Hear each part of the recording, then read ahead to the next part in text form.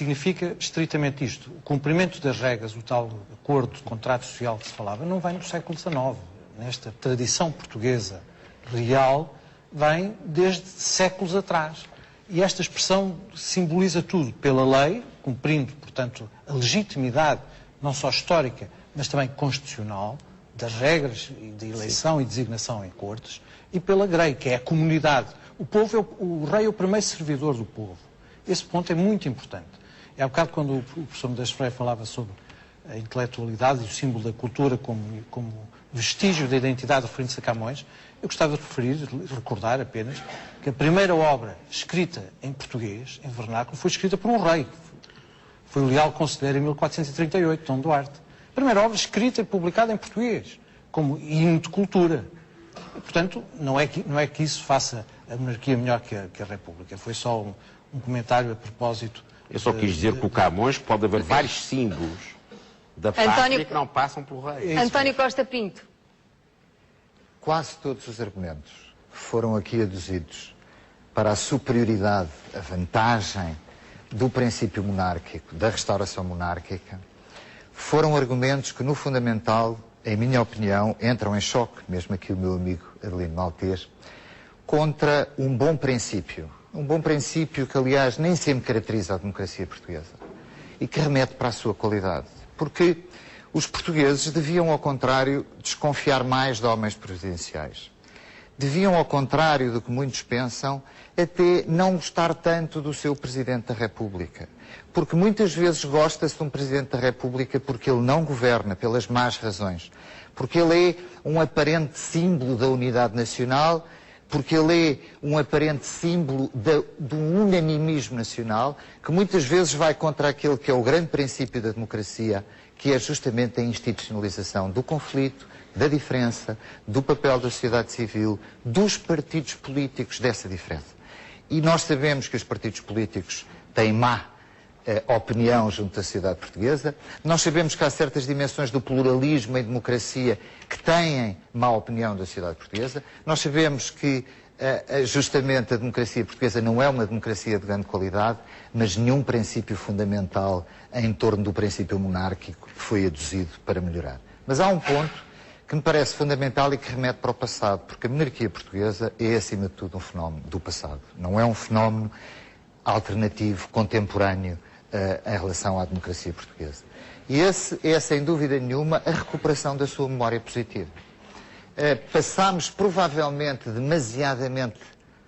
uma forma demasiadamente rápida, sobre aquilo que a Fátima tentou apontar da proposta na Assembleia da República, nomeadamente enquanto perspectiva de reconciliação, tendo em vista aquilo a que, 100 anos passados, foi a realidade do regicídio. As democracias olham para o seu passado imediato e, evidentemente, integram-no todo. O Panteão Nacional não está na Assembleia, cheio de boas figuras. Que deveria ter passado a proposta O Panteão Nacional está cheio de boas figuras, de figuras medianas, provavelmente de más figuras, mas que fazem parte interina da história de Portugal. E, sem dúvida nenhuma, o regicídio deu-se numa conjuntura de uma monarquia constitucional que faz parte da primeira democratização da sociedade portuguesa. Num contexto político de relativa tolerância, num contexto político de alargamento dos direitos fundamentais dos portugueses e, portanto, creio que, em nome de uma república que ninguém põe em causa, não ficava mal olhar para aquele passado e ter, eventualmente, limpo alguns traços de violência. Porquê é que acha que os partidos não o fizeram? Não o fazem porque as clivagens, muitas vezes mais radicalizadas, colocam-se. Se os democratas fizeram questão que a democracia reconheça o seu passado autoritário, um passado que, por fazer parte da história, não deixa de ser menos criticável, eventualmente até criminoso, não custa nada e não custava nada, justamente, ter dado esse passo esse que não punha em causa as instituições fundamentais, de considerar que o regicídio não é das páginas mais interessantes ou mais gloriosas da história contemporânea. O Daniel Oliveira tem a mesma opinião enquanto republicano? Não tenho, não. E a razão é esta, é porque eu não acho que seja possível. Eu acho que Portugal teve que olhar para os 48 anos de ditadura. Foi obrigado a isso. Não teve outro remédio, teve que construir a partir daí. Acho absolutamente fútil o Parlamento fazer uma análise histórica de uma coisa que aconteceu há 100 anos. Acho fútil, no Parlamento só se discute política. E quem julga que se discute outra coisa... Mesmo que seja uma análise histórica, seja, por exemplo, um holocausto? Só se discute... Ou seja, o que eu estou a querer dizer é, no Parlamento, só se fazem propostas de pesar sobre qualquer coisa por causa da política presente. Ninguém no Parlamento faz propostas de pesar por outra razão que não seja a política do momento. Isto é assim, pode ser bom, pode ser mau, mas é assim. E, portanto, a proposta deve ser lida como uma proposta política do momento. Ora, eu, por exemplo, não aceito a expressão que foi utilizada em relação ao Aquilino Ribeiro, de terrorista, e isto vem no seguimento disso, a expressão utilizada de terrorista, que eu acho não só uma ofensa a Aquilino Ribeiro, como uma ofensa à nossa história. Muito bem. Mendo Castro Henriques. Absolutamente desadequada em relação ao olhar para há 100 anos atrás. Mendo Castro Henriques. Olha, o republicano a passar o microfone ao monárquico. Vá lá. Muito obrigado. Falou-se aqui desta... Não, responda ao Daniel. Também. Só isso. Também. Mas preciso para responder do enquadramento. Falou-se aqui desta contraposição entre afetos de um lado, razões do outro. Falou-se também, de certo modo, se a instituição real é incompatível com os princípios da liberdade e da igualdade, e isso é que me traz à sua intervenção.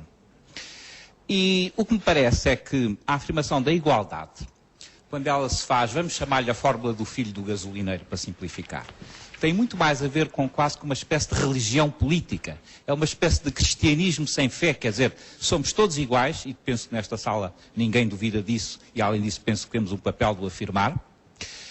E para isso não é preciso ser, penso eu, monárquico nem republicano. Não creio que isso seja um princípio intrinsecamente republicano.